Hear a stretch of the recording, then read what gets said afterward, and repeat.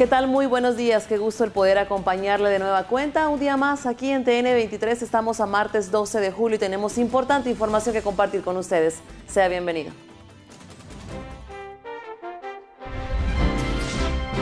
Conred mantiene monitoreos en Volcán Santiaguito. En lo que va del año, ha registrado 72 explosiones. Efectos de canícula podría disminuir gradualmente. Se prevén lluvias a partir de la próxima semana. Servicio de buses a Antigua Guatemala se reestablece. Unidades cuentan con seguridad del ejército. Naciones Unidas invertirá en 9 ejes para generar cambios positivos en la vida de las jóvenes guatemaltecas.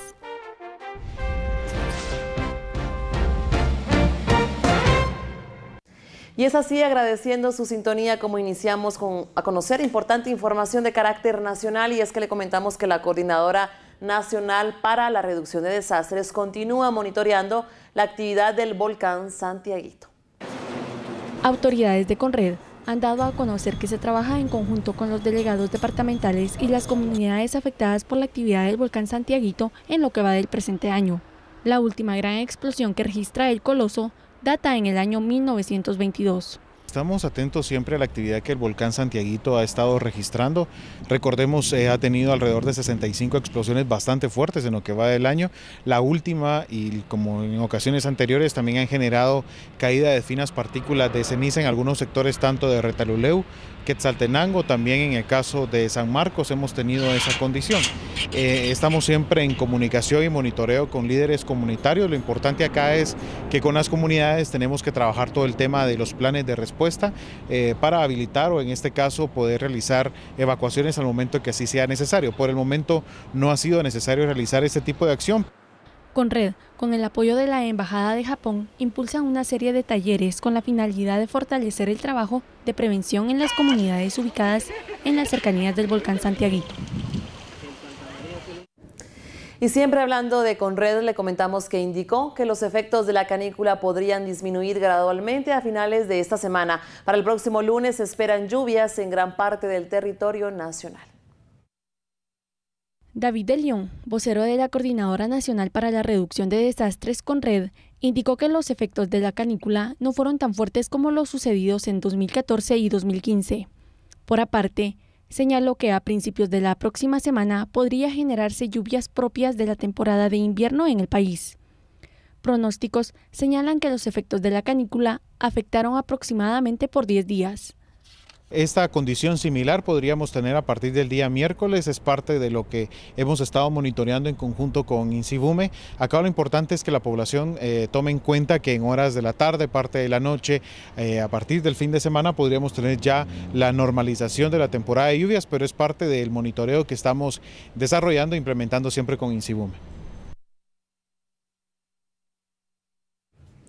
Y seguimos con más información, ya que según analistas, la SAT debe dar garantías y certezas a los contribuyentes si los favorecen con el acceso al secreto bancario, para evitar filtración y mal uso de esta información que lo garantiza la Constitución.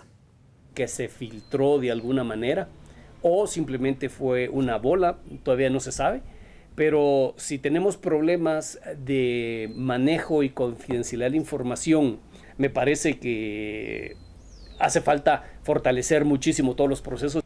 Esta es parte de la preocupación de diversos expertos consultados sobre la tensión entre lo que es el derecho a la privacidad y la necesidad de que SAT accese a la información bancaria para mejorar su recaudación. El tema es delicado, coinciden analistas que ven positiva esta medida, pero tienen dudas en la confidencialidad de la información a lo interno de la SAT. Las autoridades que tenemos hoy en la SAT son autoridades que tienen una trayectoria y una reputación distinta a lo que hemos visto antes, y uno pudiera pensar que con este tipo de autoridades el riesgo es menor en el sentido que ellos puedan tener acceso a información financiera.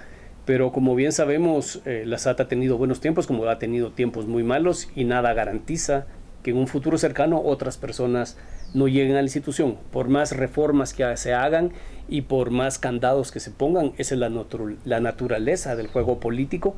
La SAT creo que debería presentar un plan de trabajo y más que un plan de trabajo, la forma en que este tipo de información va a ser manejada adentro de la propia institución. Son cuestiones puramente administrativas, pero los contribuyentes merecen toda la información. Hay un protocolo debidamente establecido, si hay una bitácora y si hay una supervisión permanente, y eso creo que es uno de los aspectos que debe atacarse, y lo dijimos en su momento, que debe existir realmente una unidad de auditoría forense que se encargue de verificar lo que están haciendo las personas, porque si no se está verificando lo que están haciendo las personas, la posibilidad de malas utilizaciones por supuesto existe, tanto porque se ha tendido a pensar de que lo que la SAT tendría es acceso indiscriminado a la información de todos los contribuyentes, o que un área de fiscalización, un área de control tendría a través de una computadora acceso a los movimientos de todos los contribuyentes. No es cierto.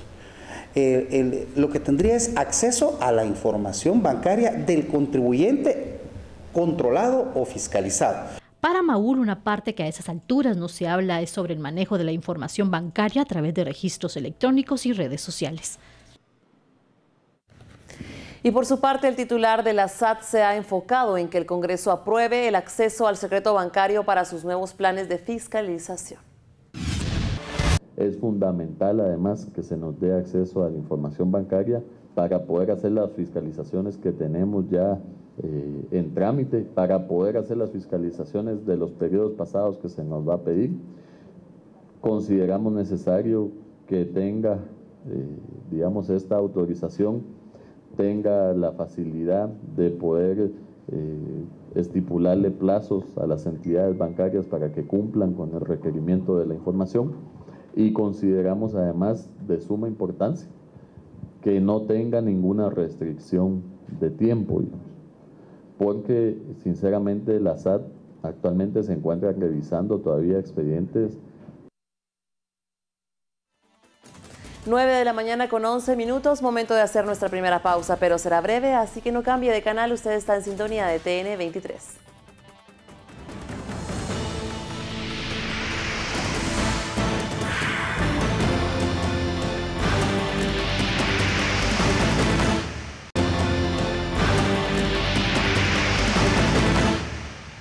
Ya estamos de regreso con más información esta mañana aquí en TN 23. Le comentamos que al menos 6 menores de edad fueron rescatados por la PNC y la PGN en Fraijanes. Los niños eran obligados por sus propias madres a pedir limosnas en autobuses. Las progenitoras fueron capturadas. Este lunes se llevó a cabo un intenso operativo por parte de la PNC, Ministerio Público y la Procuraduría General de la Nación con el objetivo de capturar a 2 mujeres adultas que son sindicadas de maltrato y trata de menores de edad. Los allanamientos se llevaron a cabo en la 9ª calle, Callejón El Mecánico, en la zona 3, aldea Puerta del Señor en Fraijanes. Durante el operativo fueron rescatados 6 menores, entre las edades de 1, 5, 9, 10, 13 y 17 años, quienes quedarán en custodia de la Procuraduría General de la Nación mientras se realizan los procedimientos correspondientes. Las capturadas fueron identificadas como María Teresa y Marta Areli Chambat. Según las investigaciones preliminares, ambas obligaban a sus hijos a mendigar en paradas de buses y les exigían 100 quetzales diarios. De no llegar a esa cuota, eran agredidos física y verbalmente y no les daban de comer como forma de castigo. Y según lo dio a conocer Naciones Unidas, se hace importante y urgente invertir en el desarrollo, protección y empoderamiento de las jóvenes adolescentes, ya que a partir de esas acciones se puede generar cambios positivos en la vida de las jovencitas. El Fondo de la Población de las Naciones Unidas, UNFPA, que es una agencia que promueve el derecho de las mujeres y las personas jóvenes a tener una vida sexual universal, a servicios de salud reproductiva saludable, dentro del marco del Día Mundial de la Población, dieron a conocer un plan de inversión cuyo fin es propiciar el adecuado desarrollo de los adolescentes. Cada año, el 11 de julio, se conmemora el Día Mundial de Población y a nivel global, el Fondo de Población de las Naciones Unidas busca un tema sobre el cual quiere lograr una mayor reflexión por ser de mucha importancia. Este año el tema acordado a nivel global es el invertir en las niñas adolescentes. y así como lo estamos conmemorando acá, se está conmemorando en otros países, más de 100 países en todo el mundo. Un poco para poner la luz sobre la importancia de invertir en niñas y adolescentes si realmente queremos alcanzar los objetivos de desarrollo sostenible. UNFPA resalta y recalca la importancia de invertir en los jóvenes adolescentes con el objetivo de ir cambiando la problemática central de embarazos a temprana edad, el cual se da por diferentes circunstancias. El día de hoy, 11 de julio, se está conmemorando el Día Mundial de Población, que la Asamblea General de Naciones Unidas ha definido como tema central la inversión en las niñas y adolescentes. Y esta inversión en niñas y adolescentes se está previendo 9 grandes inversiones. Y es porque a las niñas y adolescentes ameritan tener una atención de carácter integral y sobre todo empezar por ponerlas al centro de la agenda del desarrollo y que los países las pongan, se les visibilicen y que esa visibilización de las niñas empiece por la casa, por las familias, las comunidades y también en este caso por los propios países y los estados. Son 9 los ejes de inversión sobre los cuales se desarrolla este proyecto, partiendo de la educación y la salud. Una primera inversión que se prevé es la educación, el que puedan terminar no solo la escuela primaria, sino que también puedan acceder a la escuela secundaria y no digamos a la universitaria y que puedan continuar sus planes de vida.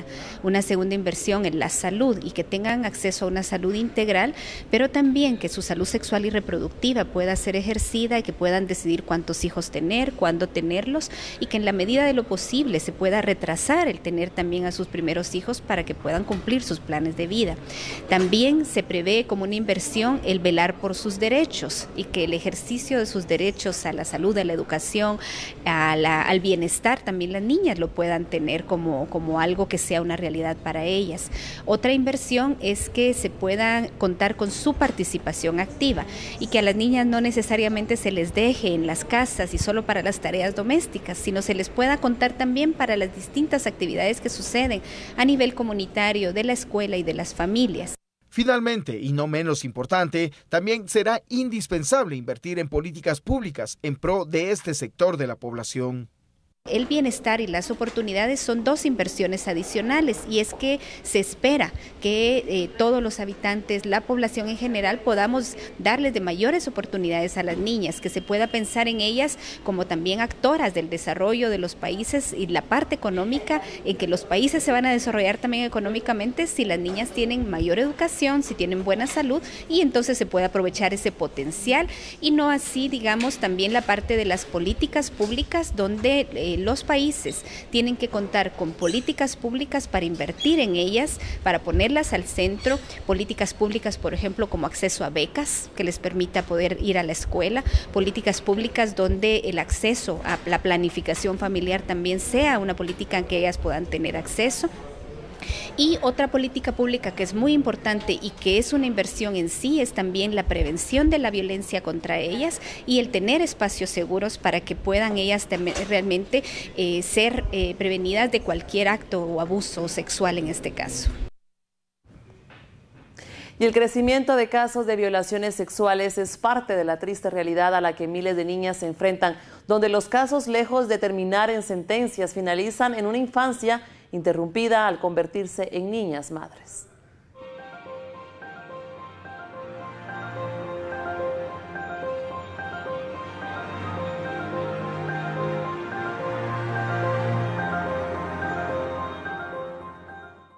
Nos encontramos en el Hospital Nacional de Escuintla, uno de los departamentos con más alto índice de menores de edad embarazadas. Según las estadísticas, en un año, 65.000 adolescentes se convierten en niñas madres, de las cuales 5.000 son menores de 14 años. Yo estaba durmiendo, ¿verdad? Entonces él llegó, dijo que tenía ganas, yo le dije que no. Y entonces yo le dije que no, que amor saliera de mi cama y él no quiso, entonces abusó de mí.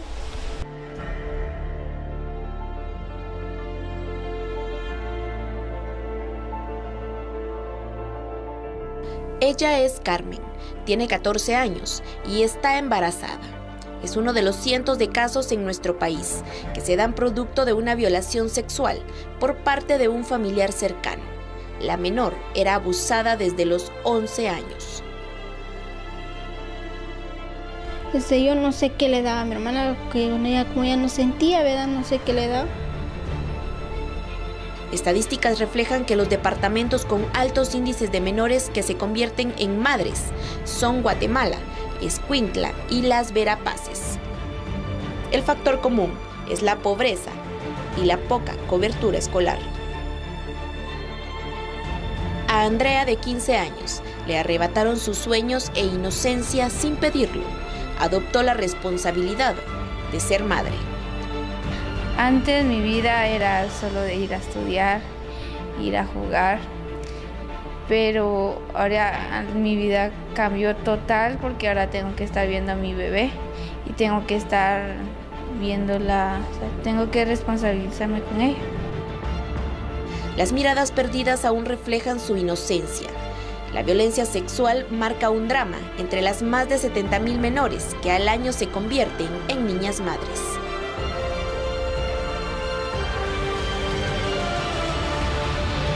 Fue muy difícil porque mis papás no querían que yo estuviera embarazada por la edad que yo tengo.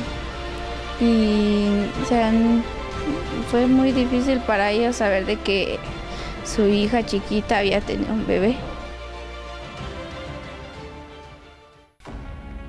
La edad en que las pequeñas resultan embarazadas cada vez es más corta. También el riesgo que las acerca a la muerte. Una menor de 16 años dio a luz frente al hospital de Baja Verapaz mientras esperaba ser atendida. A las 7:30 vine, entonces me hicieron los exámenes. Después me dijeron que volviera a salir porque no era hora todavía. Y como a las 10:30 tal vez volví a entrar y les dije que ya era muy fuerte el dolor, pero me dijeron que todavía no y volví a salir. Como ya estaba sintiendo yo que ya era el niño que me venía, entonces yo me senté para recibirlo. Como no pudimos volver a entrar porque el doctor dijo que todavía no. En el 91% de los casos, los violadores son personas cercanas a las niñas y de su propio entorno familiar. Los padrastros son quienes más cometen ese tipo de delito, seguido de los tíos, primos y hermanos. Que denuncien, pero que no tengan miedo, que confíen en sus padres, que todo lo que les está pasando, que les cuente, aunque ellos no se dan cuenta, ¿verdad? Pero sé que algunas veces las mamás dejan a las niñas en la casa con el padre, con sus hermanos o con alguien, ¿verdad? No hay que confiar en ellos. Instituciones como el Refugio de la Niñez lamentan el actuar del Ministerio Público ante este problema. Existen más de 600 denuncias de abuso sexual de menores de edad que se han interpuesto en los últimos años, pero solamente 60 han llegado a sentencia. Fueron a poner una denuncia, pero no les hicieron caso. Pues no sé. Dijeron que tenían que esperar varios días para que se llegara el momento. La pregunta es, ¿quién investiga y hace justicia a todas esas pequeñas a quienes violadores que aún andan libres les han arrebatado su inocencia, convirtiéndolas en niñas madres? Es preocupante realmente la situación que se vive en nuestro país en torno a este tema, que precisamente es el que estamos tocando esta semana aquí en TN23 en las entrevistas que usted podrá conocer más adelante. Y cambiamos totalmente de información para comunicarnos con nuestro compañero Julio Hernández, ya que fue localizado el cadáver de un guardia de seguridad privada en Ciudad Quetzal. ¿Qué nos puedes comentar al respecto? Julio, te escuchamos. Buenos días. Gracias, compañeros, en el estudio principal de TN23, muy buenos días. Nosotros nos encontramos ubicados en el parque de la colonia Las Fuentes, esto en Ciudad Quetzal, municipio de San Juan Zacatepeques, donde esta mañana fue localizado el cuerpo de un hombre sin vida, quien tenía aparentemente señales de haber sido acuchillado, heridas de arma blanca que presentan diferentes partes de su cuerpo. En este lugar pues llegan bomberos municipales departamentales, quienes son ellos quienes reciben la alerta de parte de vecinos y conocidos de este lugar, quienes nos indican el nombre de esta persona que fue localizada en este lugar. Oficial Olga Monzón es de Cuerpo de Bomberos Municipales Departamentales para TN23. Oficial, muy buenos días. ¿Podría ampliarnos sobre este hallazgo que se realiza esta mañana? Bueno, el joven fue identificado por su suegra y se llama Danilo Benjamín Carrillo Boch, de 28 años. agente de seguridad por versiones de los curiosos, ¿verdad? Trabajaba en la cevichería del Muelle. ¿Tenía él muestras de violencia, oficial? Ah, sí, él lo encontramos con heridas de arma blanca cortocontundentes. En la espalda se encontraba boca abajo. Bueno, muchas gracias. Son la información de la oficial de Cuerpo de Bomberos Municipales Departamentales sobre las heridas que presentaba esta persona, este hombre, pues que según han indicado, él trabajaba como un guardia de seguridad privada, específicamente en una discoteca del área comercial de acá de Ciudad Quetzal, pero fue localizado acá en la orilla de uno de los campos de fútbol de este parque conocido como Parque de las Fuentes, Colonia Las Fuentes, Ciudad Quetzal, municipio de San Juan, Zacatepeques. Con estas imágenes y con esta información, compañeros, retornamos al estudio principal de TN23. Muy buenos días. Agradecemos a nuestro compañero Julio Hernández y a los compañeros de la unidad móvil por presentarnos información en vivo de lo que sucede en Ciudad Quetzal, donde fue localizado el cadáver de un guardia de seguridad privada. Y con este reporte hacemos una pausa, pero no cambie de canal porque, como le habíamos comentado, el tema de esta semana es embarazo en niñas y por supuesto aquí tendremos expertos en el tema, así que ya volvemos, no cambie.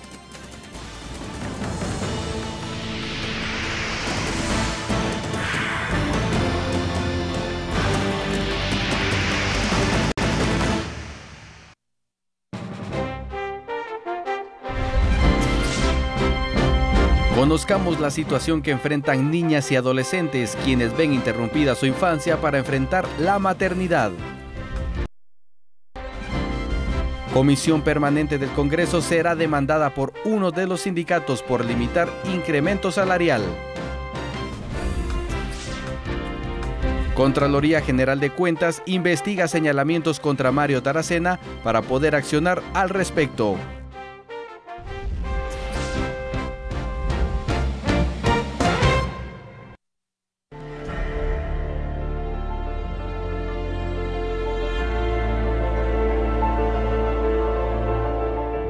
Ella es Carmen, tiene 14 años y está embarazada.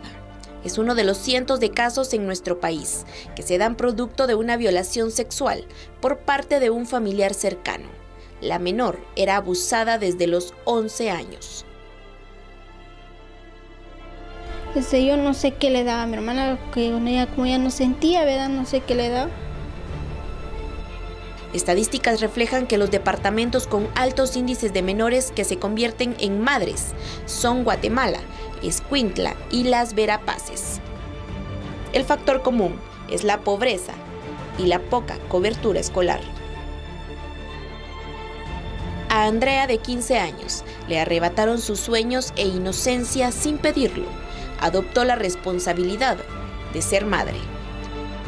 Antes mi vida era solo de ir a estudiar, ir a jugar, pero ahora mi vida cambió total porque ahora tengo que estar viendo a mi bebé y tengo que estar viéndola, o sea, tengo que responsabilizarme con ella. Las miradas perdidas aún reflejan su inocencia. La violencia sexual marca un drama entre las más de 70,000 menores que al año se convierten en niñas madres.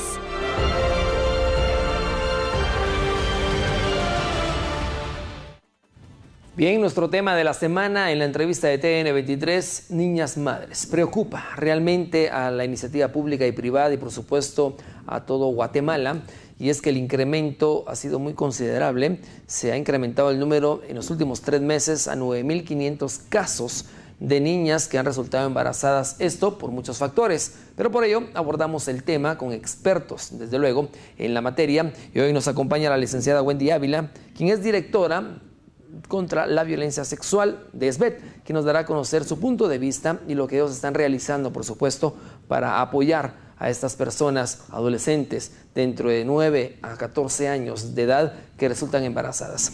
Buenos días, licenciada. Bienvenida a TN23. Muchas gracias por invitarme. Es preocupante la situación de las niñas embarazadas y el incremento de estos casos en el primer trimestre del año. Han dado citas estadísticas, datos que preocupa, desde luego, a la iniciativa pública y privada, que van 9,500 casos en el primer trimestre. ¿Cuántos podrá alcanzar en el primer semestre si no se hace algo para evitarlo?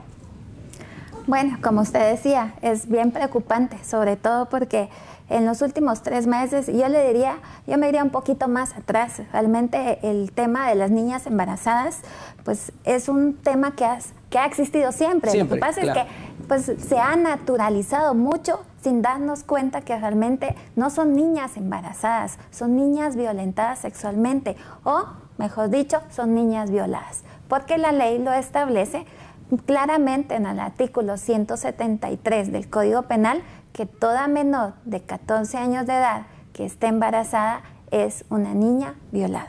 Entonces, abusada sexualmente, violada, pero al final creo que como sociedad nos hemos convertido en una sociedad indiferente al delito, porque lo vemos como muy natural. Vemos a tantas niñas con sus bebés en los brazos o embarazadas y decimos, es una niña embarazada, pero no estamos dando cuenta de realmente que es una niña violada. El impacto que tiene esto. Y es que, licenciada, como usted dice, si miramos atrás, unos 10 años atrás, el incremento en este número de casos no era tan elevado como hoy en día, tomando en cuenta que tenemos una serie de actividades que se realizan tanto en el casco urbano como en el interior de la República. Tenemos el uso de las redes sociales donde se podría informar a la gente. Lamentablemente se utilizan algunos espacios que no se informa, sino que se desinforma. Y muchas veces también que lo han tomado como una moda e irresponsabilidad en las relaciones sentimentales. Tomamos en cuenta el caso de las niñas de 9 a 14 años, que la mayoría de estos casos se han dado en el núcleo familiar. Es lo más preocupante y alarmante, que puede ser un padre, un hermano, un primo, un tío, quienes abusan de estas niñas. ¿Cómo lo ven ustedes en SBET?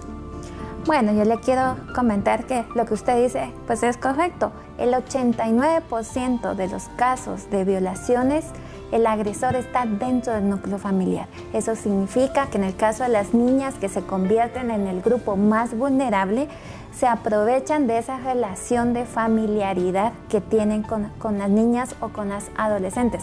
La mayoría de las veces quien viola es un padrastro, quien viola es un abuelo, es alguien muy cercano de las niñas, que se aprovechan, como le decía, de ese vínculo familiar, de ese cariño, de la misma inocencia de estas niñas de 9, de 10, de 11, que realmente no deberían de estar embarazadas, porque el embarazo al final es solo la visibilización de muchos años atrás de una violación sistemática, de una violación que ha venido durante mucho tiempo.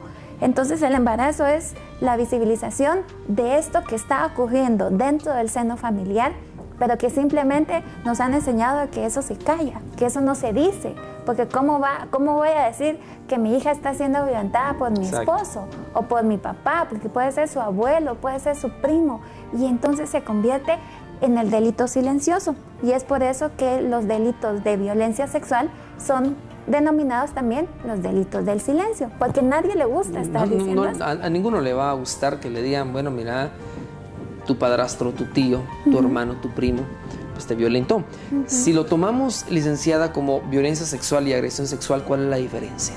Bueno, la diferencia entre violación y agresión sexual es que en la agresión sexual no hubo una penetración por cualquiera de las vías, que puede ser vía vaginal, anal o bucal. Esa es la diferencia. Es una mínima diferencia, pero el acto está hecho. Sí, el delito está hecho. El delito está hecho. Licenciada, ¿qué se está haciendo como Estado de Guatemala, como país, para poder contrarrestar este incremento en casos de niñas que resultan embarazadas? Sabemos que la mayoría se daba antes en el interior de la República, pero ahora son números más elevados en el casco urbano, a pesar de que tenemos acceso a educación, acceso a centros de salud, a información, pero sin embargo tenemos un problema que se está abarcando a nivel de la República. Bueno, yo ahí quiero enfocarlo desde 2 puntos de vista. Primero, pues el abordar el tema del incremento de los casos. Si bien se ha dicho que en los últimos meses ha habido un incremento, creemos que también la población está informada, que ya esto es algo que se está hablando. Hace unos años atrás esto era un tabú, esto no se podía hablar. Y sin embargo, sí creemos que no es que las cifras se hayan incrementado, es que la población primero ya es conocedora de que esto es un delito y que se debe de hablar. Si no lo hablamos, al final nos convertimos en tan cómplices como los agresores que están violentando a nuestros niños. Y como Estado, pues le diría que deberíamos de tomar conciencia todos los guatemaltecos, que Estado somos todos, no son las instituciones públicas o las instituciones privadas o cooperación, al final somos todos. ¿Y qué es lo que deberíamos de hacer todos para proteger a nuestras niñas? Porque al final todos somos aquí guatemaltecos y todos deberíamos de proteger a estas niñas y adolescentes, y también le diría niños que también están siendo violentados sexualmente. Bueno, se ha iniciado un proceso de información, de capacitación, de sensibilización, tanto a la población de niños, adolescentes, con jóvenes, con funcionarios públicos. Se han implementado rutas de atención integral a niñas embarazadas con distintas instituciones del Estado. Le quiero comentar que el 26 de abril del presente año se firmó un convenio interinstitucional entre el Ministerio de Salud Pública, entre el Ministerio de Educación, entre el Ministerio de Desarrollo Social, con Ministerio Público, Procuraduría General de la Nación, SBET y el Registro Nacional de las Personas, para poder darle una atención integral a estas niñas que resulten embarazadas producto de una violación. Claro, licenciada, ¿ustedes en SBET creen que es falta de información la que ha dado este repunte en estos casos, o es muchas veces problemas del hogar que se reflejan en la falta de amor, afecto, atención, cuidado, orientación? Creo que en el caso de los delitos de violación, específicamente niñas menores de 14 años, pues esta es una problemática que viene desde hace muchos años. Está enraizado en el hogar. En el hogar, en nuestra cultura, en nuestra sociedad. Muchas veces como papás no tenemos idea qué es lo que están haciendo nuestros hijos, con quién hablan. Usted lo comentaba, las redes sociales se han convertido ahora en la mejor herramienta, a veces como papás, de saber en qué están nuestros hijos. Exacto. La falta de comunicación, la falta, yo le decía que los delitos de violencia sexual son los delitos silenciosos. Si tuviéramos más comunicación con nuestros hijos y ejerciéramos esa paternidad y esa maternidad responsable, sabríamos qué está sucediendo. Sabríamos por qué mi nena no quiere ir a la casa de los abuelitos. Sabría por qué, de verdad, mi nena no se quiere quedar con su tío. O qué está pasando en la escuela. Porque muchos también... ¿Por qué no quieren estudiar? ¿Por qué no quieren estudiar? ¿Por qué no le quieren dar un besito al abuelito, al tío, al padrastro, verdad? Sobre todo adolescentes. Ay, es que es porque están en la etapa de la adolescencia, entonces por eso están rebeldes. Sí. No, pero si tuviéramos más comunicación, si de verdad ejerciéramos como papás la responsabilidad de cuidar a nuestros hijos, de proteger a nuestros hijos, creo que ese sería un primer paso.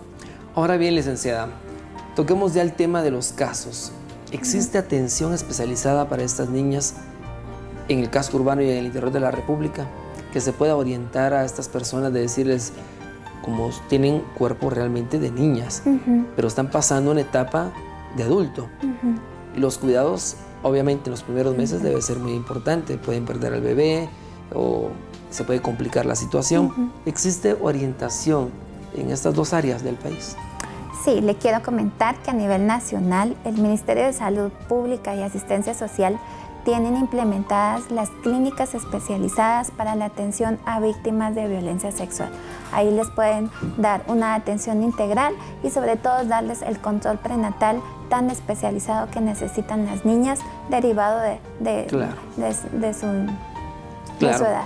De hecho, hablábamos hace algunos días con una orientadora de la salud mental, con una psicóloga, y nos daba a conocer un detalle muy importante que creo que a todos los guatemaltecos nos interesa mucho, que nos dijo, bueno, la menstruación antes se daba a los 11 años para arriba, ahora se está presentando en algunas niñas a los 9 años, 10 años, y esto pues quiere decir que el cuerpo ya está listo para poder engendrar vida. Lo que no está listo es su mentalidad, su situación social para afrontar esta nueva etapa de su vida, y muchas veces estas personas son bloqueadas por rechazo en la familia, por rechazo en las amistades, por rechazo en la escuela, por rechazo en la sociedad completa. ¿Qué se debe de hacer en estos casos, licenciada, para poder ir orientando a la persona y decirle, no, no cometas un aborto, no te mates. Muchas veces esto es producto para que las personas, o causa para que se suiciden o cometan un hecho que es lamentable y triste. ¿Qué se debe hacer para orientarlas en que no todo está perdido, que hay solución para todo, y empezando en el hogar? Bueno, yo creo que todos deberíamos de entender que una niña embarazada no es una niña que quiere ser madre. Exacto. Porque al final se convierten en niñas estigmatizadas. Usted lo decía, ¿verdad? Cómo la sociedad, cómo la familia, cómo la señalan, cómo les dicen, bueno, ahí ese es tu problema. Sí. Sin embargo, seguimos estigmatizando a las niñas cuando deberíamos primero entender que son niñas violadas. Y a una víctima de violencia sexual no la podemos estigmatizar. No se le puede regañar, no se le puede violentar más. Deberíamos de protegerlas, deberíamos de abrazarlas y de verdad volcarnos hacia ellas para entender que no son niñas que quieren tener unos bebés. Que una niña de 9 años realmente no está lista para ser mamá. No está preparada. Físicamente lo podrá estar. Mentalmente, emocionalmente, socialmente no están preparadas para ser madres. De verdad, nosotros lo hemos dicho, cuántas mujeres adultas son madres y aún así pasan por algunas complicaciones. Varias etapas de crisis. Y ya se imagina una niña de 9 años con un bebé en brazos, o una chiquita de 10, que son las más pequeñas que tenemos ya siendo mamás. Realmente ellas no están preparadas para eso.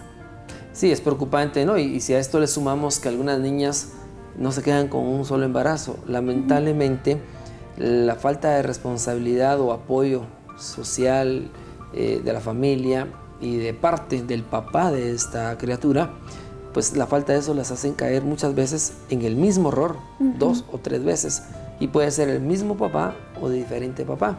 Y estas personas quedan más golpeadas y es difícil poderlas recuperar porque ellas realmente están bloqueadas.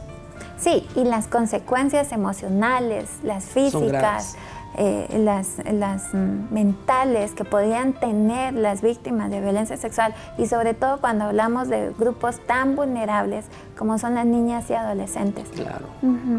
Bueno, licenciada, ya casi por ir finalizando esta entrevista, ¿cuál sería el mensaje que ustedes como SBET les trasladan a las familias guatemaltecas en el caso de los padres de familia primero, para poder brindar atención y brindar ese respaldo, y a las niñas para evitar estar en estos casos, y los que ya están, poder superarlo? Bueno, nosotros les diríamos a los padres de familia que ejerzan la paternidad y la maternidad responsablemente, que puedan proteger a sus hijos, pero sobre todo que abran los canales de comunicación, que puedan de verdad comprenderlos, que viven una etapa de la infancia y de la adolescencia difícil. Sin embargo, el estar ahí y de conocer quiénes son sus amigos, en qué están hablando, con quiénes se están reuniendo, para poder protegerlos. Y a las niñas y adolescentes que están siendo víctimas de violación dentro de su hogar, que por favor lo hablen. De verdad sabemos que viven en un infierno. Eso es lo que viven las víctimas de violencia sexual, un infierno. Pero solo se podrán rescatar y solo se podrán proteger y solo se podrán de verdad sacarlas de eso tan terrible que están viviendo si ellos lo hablan. Que se aboquen, que se acerquen con la persona que tienen más confianza, que no se conviertan en cómplices, y sobre todo dirigirse a la población sabiendo que cada vez que ustedes vean a una niña embarazada, no la vean como algo muy normal. Es una niña violentada, es una niña violada que definitivamente necesita ser atendida integralmente por todos nosotros. Ahora bien, licenciada, este tema es muy profundo, hay que abarcar muchos aspectos. De hecho, queremos invitarla aquí públicamente a que el día de mañana, y el amigo televidente pues, que nos está viendo, sepa que vamos a continuar con este tema, porque existe la otra parte, la parte de SBET en el apoyo a estas niñas que resultan embarazadas, cómo poder acudir a pedir atención, información, apoyo, asistencia. De esto estaremos hablando mañana, así que le hacemos la invitación públicamente para que esté con nosotros mañana y continuemos con este tema que es de interés social, cultural y por supuesto de la iniciativa pública y privada, que debemos de todos como guatemaltecos, tal como usted lo dijo, todos somos un Estado y debemos de velar porque el guatemalteco viva bien, en paz, y que tenga todos los servicios necesarios y desde luego que tenga el apoyo moral, económico y social que se debería tener. Licenciada, la esperamos mañana por acá. Aquí estaremos. Y a usted, amigo televidente, este tema es muy importante, debemos de seguir conociendo más porque la situación es real, es palpable, las cifras son alarmantes. Volvemos con más después del corte.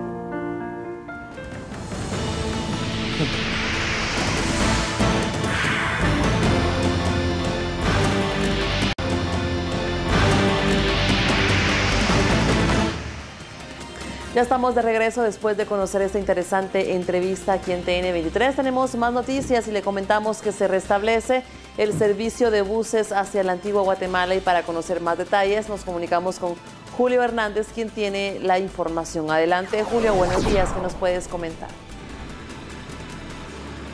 Gracias, compañeros de TN23. Nosotros pues queremos informarles sobre el servicio que está prestando esta mañana los buses del transporte Orellana. Son los buses que se conducen hacia la antigua Guatemala desde la zona 3 capitalina, donde se encuentra el predio de estos buses. Recordaremos que el pasado domingo un hecho armado se registró en la ruta interamericana, dejando como saldo a un piloto con varias heridas de bala por parte de presuntos extorsionistas. Se tenía también el conocimiento que estos buses pues los pilotos de estos buses se encontraban amenazados desde hace varios meses, desde hace varias semanas, y en esta época donde se cobra el bono 14, pues se les exige este bono adicional por parte de estos grupos delictivos.